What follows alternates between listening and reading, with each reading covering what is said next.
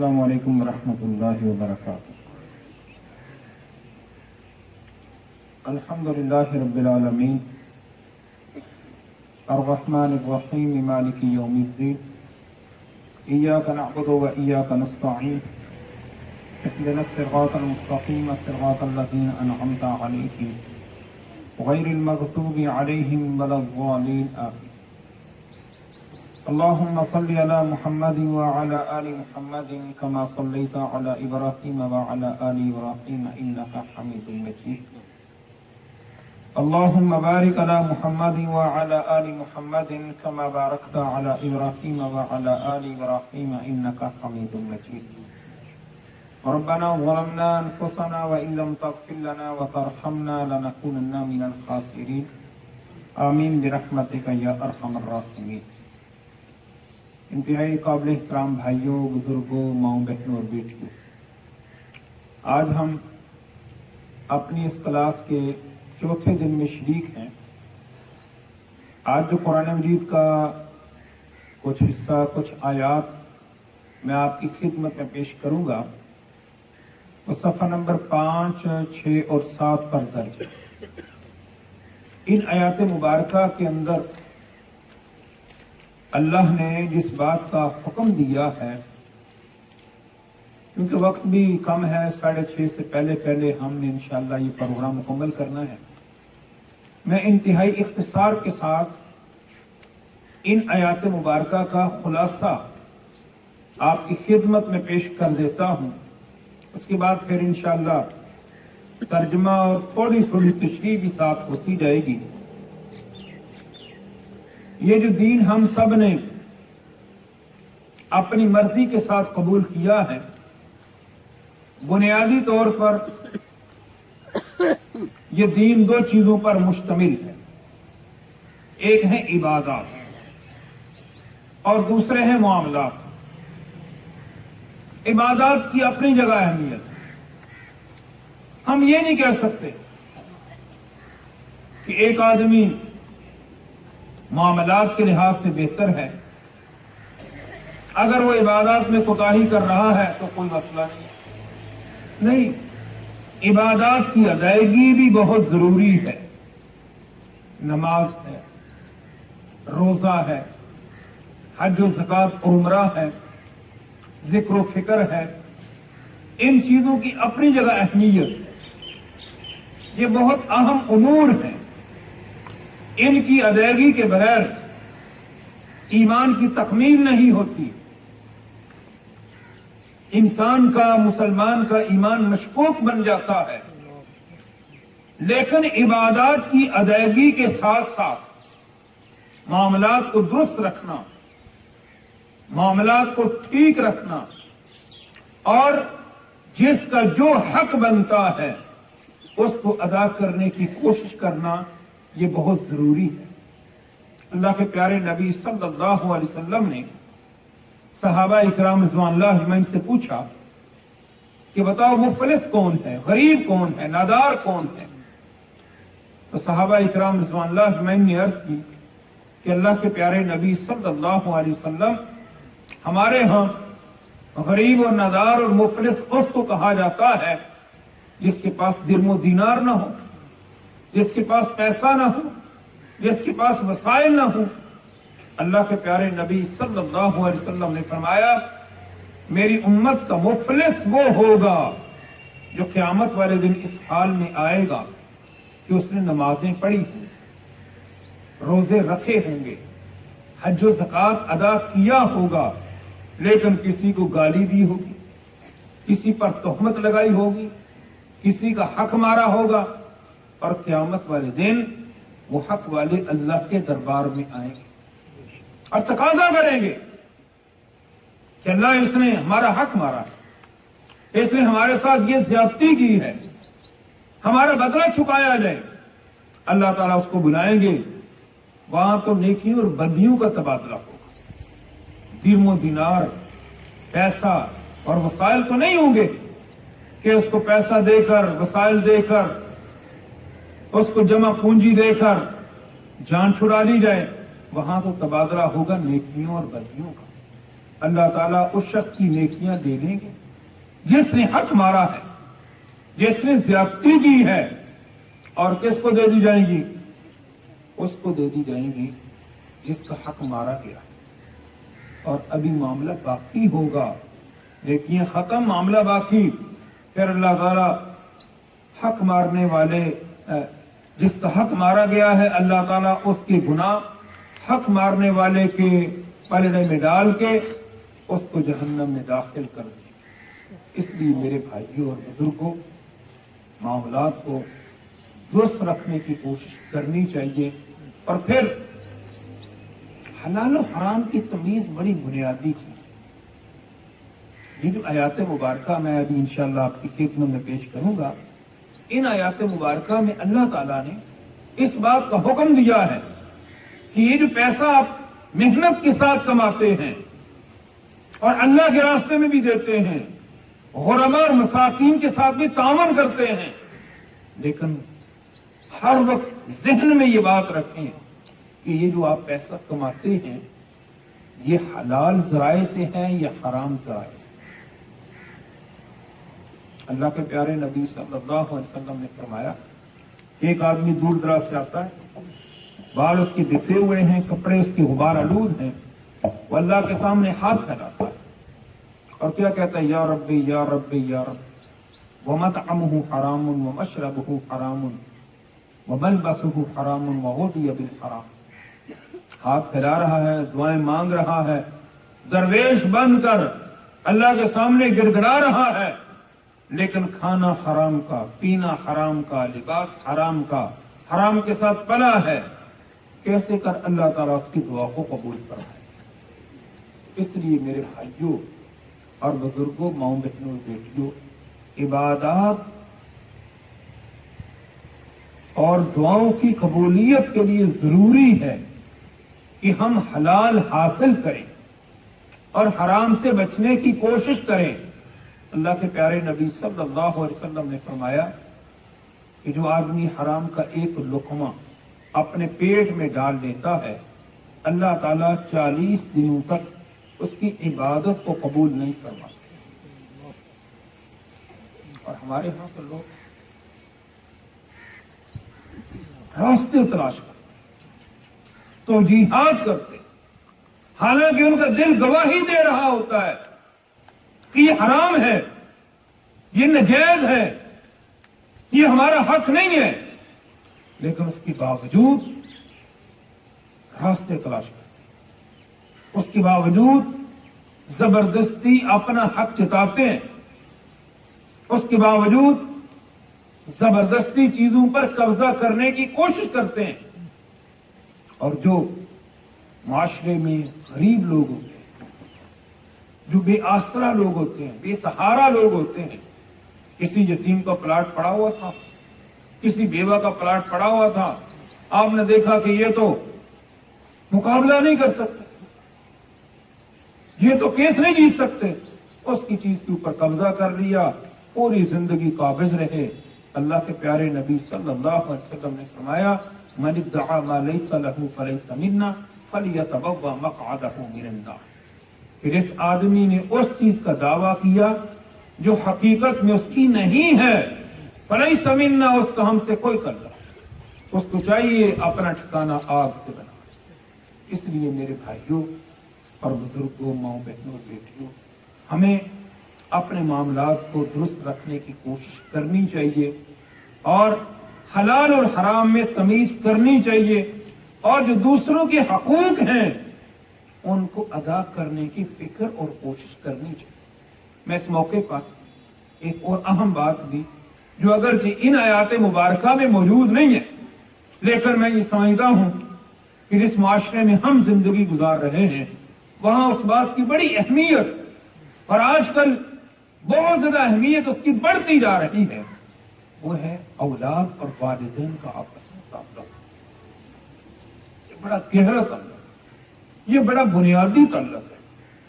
قرآن مجید میں اللہ تعالیٰ جگہ جگہ اس بات کا حکم فرماتے ہیں کہ اللہ کی عبادت کے بعد، اللہ کی بندگی کے بعد سب سے مقدم حق والدین کا۔ اسی لیے فرمایا وَقَضَىٰ رَبُّكَ أَلَّا تَعْبُدُوا إِلَّا إِيَّاهُ وَبِالْوَالِدَيْنِ إِحْسَانًا، تیرے رب کا یہ حکم ہے، تیرے رب کا یہ فیصلہ ہے کہ اللہ کے علاوہ کسی کی عبادت نہ کرو، وَبِالْوَالِدَيْنِ إِحْسَانًا، اور والدین کے ساتھ اچھا برتاؤ، اچھا سلوک، والدین کی خدمت، والدین کی عزت، معروف میں والدین کی اطاعت، یہ بہت ضروری ہے۔ اللہ کے پیارے نبی صلی اللہ علیہ وسلم نے فرمایا کہ جو آدمی اپنے رب کو خوش کرنا چاہتا ہے اس کو چاہیے اپنے والد کو خوش رکھے، اور جس آدمی نے اپنے والد کو ناراض کر دیا اس نے گویا رب کو ناراض کر دیا۔ اور اللہ کے پیارے نبی صلی اللہ علیہ وسلم نے فرمایا الجنت تحت اقدام الامہات، جنت کہاں؟ تمہاری والدہ کے قدموں کے نیچے۔ بڑا مقام، بڑی حیثیت، رب نے بڑی عزت دی ہے۔ لیکن میں معذرت کے ساتھ یہ بھی گزارش کروں گا کہ میں اگر والد کی حیثیت سے موجود ہوں، باپ کی حیثیت سے موجود ہوں، گھر کے سربراہ کی حیثیت سے موجود ہوں، تو مجھے بھی اس بات کا خیال رکھنا چاہیے کہ میرے فرائض ہیں، جو میری ذمہ داریاں ہیں، کیا میں ان کو احسن طریقے سے نبھا رہا؟ کیا اولاد کے ساتھ میرا محبت والا، شفقت والا، پیار والا اور مربیانہ رویہ ہے؟ کیا اولاد کے جو حقوق بنتے ہیں کیا میں وہ ادا کر رہا ہوں؟ والدین کے حقوق اپنی جگہ وہ بیان کیے جاتے ہیں، بیان کرنے بھی چاہیے۔ بڑا رب نے مقام و مرتبہ دیا ہے۔ نوجوان بیٹے اور بیٹیاں میرے سامنے بیٹھے ہوئے ہیں، میں گزارش کر رہا ہوں کہ اولاد کو چاہیے کہ وہ والدین کی خدمت کریں، والدین کی عزت کریں، معروف میں والدین کی اطاعت کریں، لیکن اس کے ساتھ ساتھ والدین کو بھی چاہیے کہ وہ بھی اولاد کے حقوق ادا کرنے کی کوشش کریں۔ حضرت عمر فاروق رضی اللہ تعالیٰ عنہ کا زمانہ، وہ اپنے دربار میں تشریف فرما تھے، ایک بزرگ اپنے نوجوان بیٹے کو عمر فاروق رضی اللہ تعالیٰ عنہ کے پاس لے کر آئے، اور جو ہی وہ بزرگ امیر المومنین کے پاس پہنچا، اس نے آتے ہی کہا کہ امیر المومنین میرے اس بچے کو دیکھیں، اس کا قد دیکھیں، اس کی عمر دیکھیں اور اس کی حرکتیں دیکھیں، میری نافرمانی کرتا ہے، میری بات نہیں مانتا۔ عمر فاروق رضی اللہ تعالیٰ عنہ کے بارے میں آپ لوگ جانتے ہیں، بڑے جلالی قسم کے صحابی تھے، غصے میں آ گئے اور اس نوجوان کو ڈانٹنا شروع کیا کہ تمہیں نہیں پتا کہ تمہارے والد ہیں، تم کیوں اپنے والد کی عزت نہیں کرتے، والد کی بات کیوں نہیں مانتے؟ تو اس نوجوان نے کہا امیر المومنین میری بات تو سمجھیں، اس کے بعد جو آپ فیصلہ کریں مجھے میں، میرے والد نے کون سا میرے ساتھ کو اچھا سلوک کیا ہے کہ میں اس کی خدمت کروں، اس کی عزت کروں؟ جب میں پیدا ہوا تو اس نے میرا نام بجو رکھ دیا، جبکہ اللہ کے پیارے نبی صلی اللہ علیہ وسلم کا حکم یہ ہے کہ جس کے ہاں بچہ پیدا ہو اس کو چاہیے اس کا خوبصورت نام رکھے۔ اور اس کے بعد میں بڑا ہوا، 5 سال 6 سال میری عمر ہوئی، پڑھائی کا وقت آیا، میری تعلیم کا وقت آیا، اس کو چاہیے تھا کہ میرے لیے کوئی اچھی تعلیم و تربیت کا انتظام کرتا، اس نے کوئی انتظام نہیں کیا۔ مجھے کہا جس طرح یہ دوسرے لوگ بکریاں نوجوان بچے چرا رہے ہیں تو بھی چلانا شروع کر دے، بس میں یہ کام کرتا رہا کیونکہ میرے والد کا حکم تھا۔ 17-18 سال جب میری عمر ہوئی اور میرے والد کو چاہیے تھا کہ مناسب رشتے کا انتظام کرتا، تو اس نے کوئی انتظام نہیں کیا۔ ایک کالی کلوٹن حبشن کے ساتھ اس نے میری شادی کر دی، اور اب یہ مجھ سے تقاضا کرتا ہے کہ میں اس کی عزت کروں، میں اس کی خدمت کروں۔ اس نے میرا کون سا حق ادا کیا ہے کہ میں اس کی خدمت کروں؟ میں اس کی کوئی خدمت نہیں۔ روایات میں جو الفاظ ہیں وہ یہی ہے، تو اس نے کہا میں اس کی کوئی خدمت نہیں کروں گا، میں اس کی کوئی عزت نہیں کروں گا۔ امیر المومنین نے جب اس نوجوان کی بات سنی تو پہلے رخ اس بچے کی طرف تھا، نوجوان کی طرف تھا، پھر بزرگ کی طرف پھر گیا، اور بزرگ کو بھی خوب ڈانٹا اور فرمایا کہ تم نے اپنی اولاد کے حقوق کیوں ادا نہیں کی؟ پہلی ذمہ داری تیری بنتی تھی کہ تم اولاد کے حقوق ادا کرتا، پھر تو توقع رکھتا کہ اولاد تیرے حقوق ادا کرے۔ اس لیے میں بزرگوں سے اور اپنے بھائیوں سے اور اپنی ماؤں اور بہنوں سے یہی گزارش کروں گا کہ ہمیں بھی چاہیے کہ ہم بھی اپنی زندگی پر نظر دوڑائیں، گھر کے ماحول کو خوبصورت بنائیں۔ گھر میں جب آپ داخل ہوں محبتیں بانٹتے ہیں، پیار، الفت۔ یہ نہیں کہ انسان جب گھر میں داخل ہو تو سارا غصہ گھر والوں پر نکال۔ باہر اچھے ہیں، محبت کے ساتھ دوستوں کے ساتھ رہ رہے ہیں، اور جب گھر میں گئے ہیں تو پھر تیش میں آ گئے، غصے میں آ گئے۔ اس سے گھر کا ماحول خراب ہوتا ہے، اولاد دور ہوتی ہے، اور رب بھی ناراض ہوتے ہیں، اور اللہ کی طرف سے جو گھروں میں رحمتیں اور برکتیں نازل ہونا چاہیے تھی وہ بھی رک جاتی ہیں۔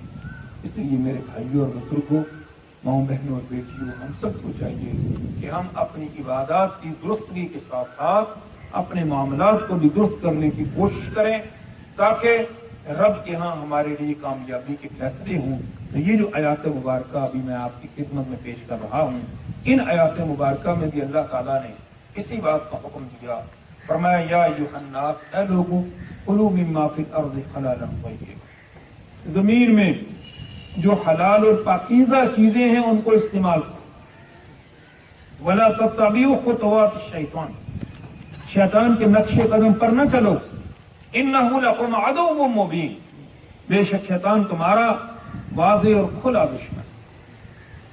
اس کا مطلب یہ ہے کہ شیطان یہ چاہتا ہے کہ جو حرام چیزیں ہیں، جو ناپاک چیزیں ہیں، جو غلط چیزیں ہیں، مسلمان ان کو استعمال کریں، مسلمان ان کو اختیار کریں، جبکہ اللہ کا حکم یہ ہے کہ انسانوں، زمین کے اندر جو حلال اور پاکیزہ چیزیں ہیں وہ ہم نے تمہارے لیے پیدا کی ہیں، ان کو استعمال کرو، اور شیطان کے نقش قدم پر نہ چلو، شیطان تمہارا کھلا دشمن۔ میرے بھائیوں اور بزرگوں، ماؤں بہنوں اور بیٹیوں، اللہ کے پیارے نبی صلی اللہ علیہ وسلم نے فرمایا الحلال بین والحرام بین، کہ حلال چیزیں بھی واضح ہیں اور حرام چیزیں بھی واضح۔ اللہ نے اور اللہ کے نبی صلی اللہ علیہ وسلم نے حلال چیزوں کو بھی واضح کر دیا، حلال چیزوں کو بھی بیان کر دیا، اور حرام چیزوں کو بھی بیان کر دیا ہے۔ اور اللہ کے نبی صلی اللہ علیہ وسلم نے فرمایا وَبَيْنَهُمَا أُمُورٌ مُشْتَبِهَاتٌ، ان دونوں کے درمیان کچھ ایسی چیزیں ہیں جو مشتبہ، جن کے بارے میں یہ فتویٰ نہیں دیا جا سکتا کہ یہ حلال ہے یا حرام ہے، مشتبہ، شک میں ڈالنے والی۔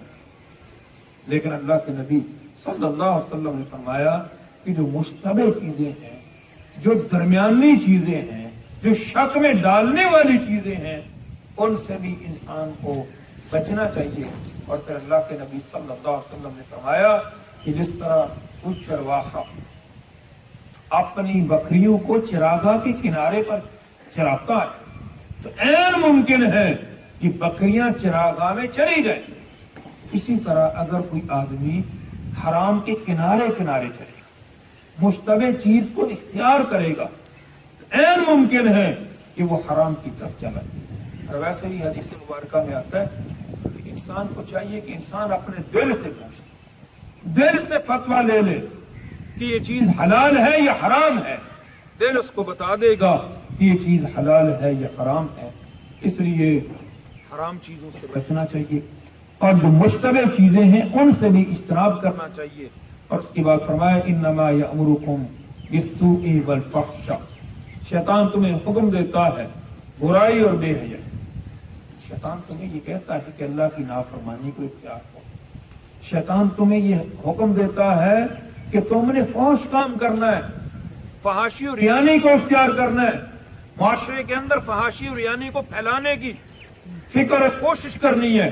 اس لیے فرمایا انما یأمرکم بالسوء والفحشاء، شیطان تمہیں حکم دیتا ہے برائی کا بھی اور بے حیائی کا۔ سو کیا ہے؟ سو کے بارے میں मुफस्सिरीन ने लिखा है कि सूद हर उस चीज को कहा जाता है जिसकी वजह से इंसान नाकामी की तरफ चला जाए, जिसकी वजह से इंसान का चेहरा स्याह हो जाए। और फोश क्या है? फोश कहते हैं बुरे काम, फहाशी वाले काम, ऐसे काम को कि जिसको अमूमी तौर पर लोग खर्च समझते हैं, और यानी फहाशी, नंगापन, ये ऐसी चीज है कि ऐसा नहीं है कि मुस्लिम माशरे में तो लोग इसको खर्च समझे, मायूब समझे, और बाकी माशरे में इसको मायूब न समझा जाए। बाकी माशरे में भी इसको लोग मायूब ही समझते हैं, अगरचे इख्तियार करते हैं। इसलिए अल्लाह ताला ये फरमाते हैं कि इन्नमा यअमुरुकुम बिस्सूइ वल फहशा, शैतान तुम्हें बुराई और बेहयाई का हुक्म देता है। व अन तक़ूलू अलल्लाहि मा ला तालमून, और शैतान तुम्हें इस बात का हुक्म देता है कि तुम अल्लाह के बारे में वो कहो जो तुम जानते नहीं। इसलिए मेरे भाइयों और बुजुर्गों, हमें चाहिए कि हम बुराई से भी अपने आप को बचाएं, और जो फहाशी रियानी है उससे भी अपने आप को बचाएं, और वो चीजें जिनकी हकीकत से हम वाकिफ नहीं है, जिनकी हकीकत को हम नहीं जानते, जो मुश्तबे चीजें हैं, वो तशाबिहात हैं, उनसे भी हम अपने आप को बचाने की कोशिश करें। और आगे अल्लाह ताला फरमाते हैं इज़ा क़ील लहुम इत्तबिऊ मा अंज़लल्लाहु क़ालू बल नत्तबिउ मा अल्फ़ैना अलैहि आबाअना अवलौ कान आबाउहुम ला यअक़िलून शैअन वला यहतदून। जब इन लोगों से कहा जाता है कि पैरवी करो उस चीज की जो अल्लाह ने नाज़िल की है, यानी कुरान और हदीस की पैरवी करो, अल्लाह और अल्लाह के नबी सल्लल्लाहु अलैहि वसल्लम के अहकामात की पैरवी करो, तो वो कहते हैं हम तो पैरवी करेंगे उसकी जिस पर हमने अपने आबा उस्ताद को पाया। हमारे आबा उस्ताद ये काम करते, मर्द होती थी हमारे आबा उस्ताद ये काम करते, शादी होती थी हमारे आबा उस्ताद ये काम करते थे। और आज तुम ये कहते हो कि मर्द के मौके पर, मौत के मौके पर ये काम करना गलत है, शादी के मौके पर ये काम करना गलत है। हम तुम्हारी बात नहीं मानेंगे, हम तो मौजूदात की रसूमात को इख्तियार करेंगे। तो अल्लाह ताला फरमाते हैं कि ये शैतानी हरबा है, ये शैतानी चाल है। शैतान ये चाहता है कि लोग अल्लाह की तरफ ना आए, अल्लाह के अहकामात की तरफ ना आए, कुरान और हदीस की तरफ ना आए, बल्कि मुआशरे की जो रसूमात हैं, मुआशरे का जो कल्चर है, आबाज़दाद की जो रसूमात हैं, उन्हीं को इख्तियार करें। तो अल्लाह ताला फरमाते हैं कि जब इन लोगों से कहा जाता है कि आओ उस चीज की तरफ जो अल्लाह ने नाज़िल की है, तो कहते हैं हम तो उसी की पैरवी करेंगे जिस पर हमने अपने आबाज़दाद को पाया है। तो अल्लाह ताला फरमाते हैं कि क्या ये फिर भी अपने आबाज़दाद की बात मानेंगे, चाहे उनके पास अकल ना हो, चाहे उन्होंने शऊर से काम न लिया हो, और चाहे वो हिदायत पर ना हो, तो क्या फिर भी ये आबाज़दाद की ही पैरवी करते जाएंगे? और इससे साबित होता है कि इंसान को रब ने जो अकल दी है, रब ने जो शऊर दिया है, ये इसलिए दिया है कि इंसान इस अकल को इस्तेमाल करे और अल्लाह के अहकामात की तरफ आए। अकल भी अल्लाह की बहुत बड़ी नेमत है, ये अकल भी अल्लाह का बहुत बड़ा एहसान है। और फिर अकल के साथ साथ कुरान और सुन्नत, हिदायत, अंबिया का रास्ता, सिरात मुस्तकीम, ये भी रब की तरफ से बहुत बड़ी नेमत है। और ये दो बड़े ज़राए हैं इंसान के रब की तरफ आने के लिए, ये दो बड़े ज़राए हैं। उनमें से पहला जरिया अकल का है, और अकल सलीम और फितरत सलीम इंसान को अल्लाह की फरमाबरदारी पर आमादा है। इसलिए मेरे भाइयों और बुजुर्गों, ये जो फहम कुरान और सुन्नत तलाश रखी गई है, इसका एक मकसद ये है कि माशरे के अंदर जो मुख्तलिफ किस्म की रसूमात, मुख्तलिफ किस्म की चीजें जिनका दीन से कोई ताल्लुक नहीं, क्योंकि हम भी तवील अरसे तक हिंदुओं के साथ रहे हैं, तो बहुत सारी चीजें जो हिंदुओं के अंदर थी वो आज मुस्लिम माशरे में मौजूद है, हमारी बरादरी और हमारे खानदान में मौजूद है, हमारे घरों में मौजूद है, और हम उनको छोड़ने के लिए तैयार नहीं है।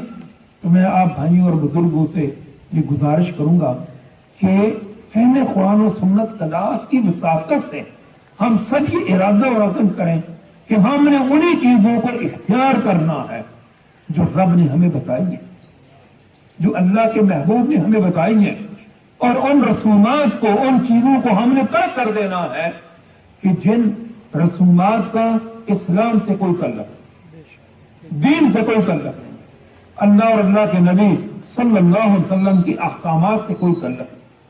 اس کے لیے ضروری ہے کہ رب نے جو ہمیں عقل دی ہے ہم اس عقل کو استعمال کریں۔ رب نے جو ہمیں قرآن و سنت کی شکل میں ہدایت دی ہے ہم اس ہدایت کو اختیار کریں، اس ہدایت کی طرف آئیں، اور اگر ہم قرآن و سنت کی طرف، ہدایت کی طرف آئیں گے تو پھر رب کا وعدہ یہ ہے کہ دنیا میں بھی کامیابی ملے گی، آخرت میں بھی کامیابی ملے گی۔ ہمارے ہاں کچھ لوگ یہ سمجھتے ہیں کہ قرآن و سنت کو اختیار کریں گے، دین کی طرف آئیں گے تو آخرت میں تو کامیابی ہے، دنیا میں پتہ نہیں کوئی کامیابی ملتی ہے کہ نہیں ملتی، جبکہ اسلام اس کی الٹ نظریہ پیش کرتا ہے۔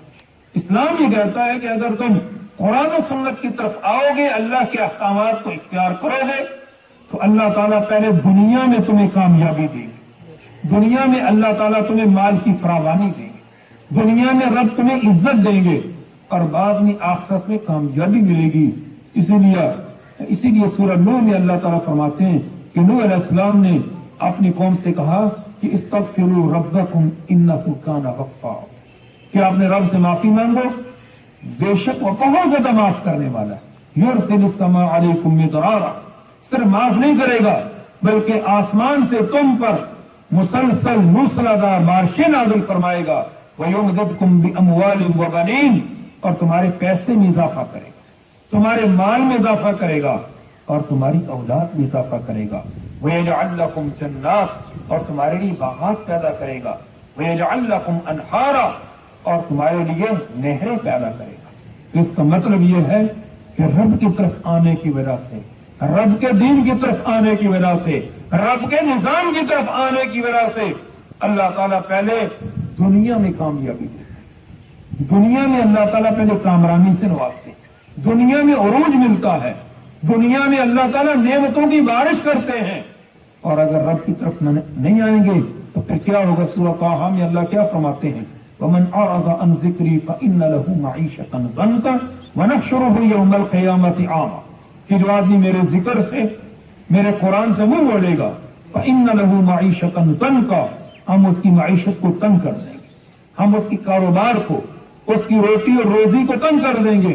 وَنَحْشُرُهُ يَوْمَ الْقِيَامَةِ أَعْمَىٰ، اور قیامت والے دن ہم ایسے بندے کو اندھا کر کے اٹھائیں گے، اور وہ اللہ سے عرض کرے گا کہ اللہ دنیا میں میں بینا تھا، میری آنکھیں اور بصارت تھی، آج تو نے مجھے اندھا کر کے کیوں اٹھایا ہے؟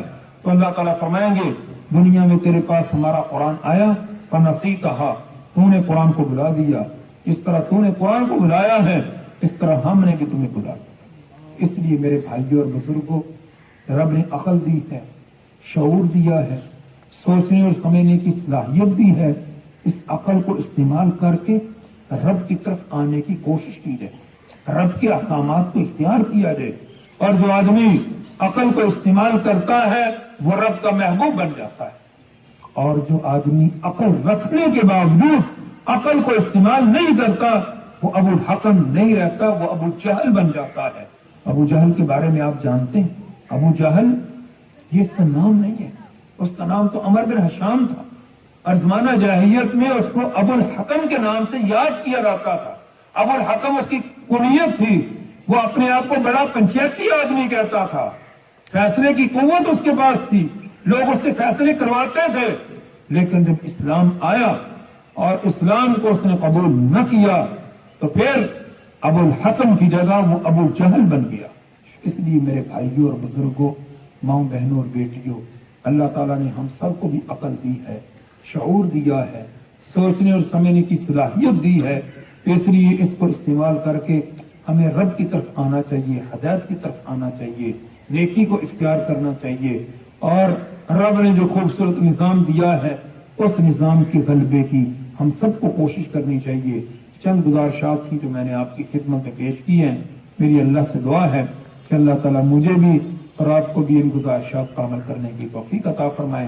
آج ہمارا چوتھے دن کا درس مکمل ہوا ہے، کل انشاءاللہ 5واں دن ہوگا۔ اس طرح میں نے پہلے دن آپ سے گزارش کی تھی، آج پھر وہی گزارش کروں گا کہ اس پروگرام کی دعوت کے حوالے سے آپ کنجوسی کا مظاہرہ نہ کریں۔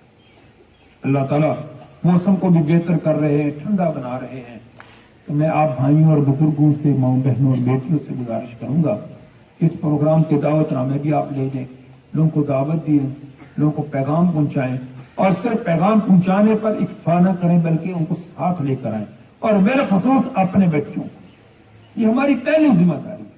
یا ایھا الذین آمنوا قوا انفسکم واہلیکم نارا، اے ایمان والوں، اپنے آپ کو اور اپنے گھر والوں کو جہنم کی آگ سے بچاؤ۔ لقمان علیہ السلام نے بھی اپنے بیٹے کو کیا نصیحت فرمائی تھی؟ یا بنی اقم الصلاۃ، اے میرے بیٹے نماز کو قائم کر۔ یہ ہماری پہلی ذمہ داری، یہ ہماری پہلی ڈیوٹی ہے کہ جس طرح ہم خود جہنم کی آگ سے بچنا چاہتے ہیں، ہم اپنے اہل و عیال کو بچائیں، ہم اپنے گھر والوں کو بچائیں، اپنے خاندان والوں کو بچائیں، اپنی برادری کو بچائیں، اور اس کے بعد پھر دوسرے لوگوں تک ہم اپنے اس پیغام کو پہنچائیں۔ اس لیے اس پروگرام میں جہاں ہم خود شریک ہوتے ہیں، اپنے بچوں کو شریک کرنے کی کوشش کی جائے۔ آج کل تو الحمدللہ کالجوں میں، یونیورسٹیوں میں، سکولوں میں، اداروں میں چھٹیاں ہیں، اس سے بھی فائدہ اٹھایا جا سکتا ہے۔ زیادہ تعداد میں لوگوں کو دعوت دیں اور ساتھ لے کر آئیں۔ اللہ تعالیٰ سے دعا ہے اللہ تعالیٰ اس پر ہم سب کو عمل کرنے کی توفیق عطا فرمائے۔ وآخر دعوانا ان الحمد للہ رب العالمین۔